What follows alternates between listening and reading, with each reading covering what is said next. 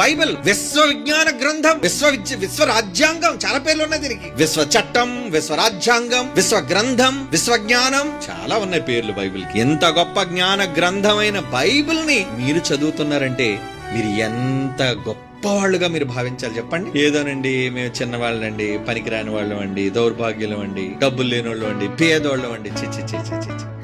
అసలు అలా అనుకోకుండా ఈ మహాజ్ఞాన గ్రంథమైన బైబిల్ కి వారసులు మీరు, మీ పిల్లల వారసులు. దానికి ఇలా నిలబడి ప్రజల మధ్య చెప్పాలి. ఏమని చెప్పాలి? విరోధులతో గుమ్మములో పోరాడేవాడు. అందుకే కదా దేవుడు మనకు అన్నాడు, మనం ఎక్కడ నాలుగు గోళ్ల మధ్య ఎక్కడ మైక్ లేకుండా, బయటికి ఎక్కడ సోషల్ మీడియాలో తెలియకుండా, లైవ్ లేకుండా, మైకులు పెట్టకుండా రహస్యంగా చెప్పేసుకున్నాం. మనం ఏమైనా ఇది మతం కాదు రహస్యంగా చెప్పుకోవడానికి. ప్రపంచ ప్రజలు వినాల్సిన జ్ఞానం. అందరూ ఒకటే. ఒక నల్లోడైనా తెల్లోడైనా, ఏ దేశం నుంచి వచ్చిన వాడైనా.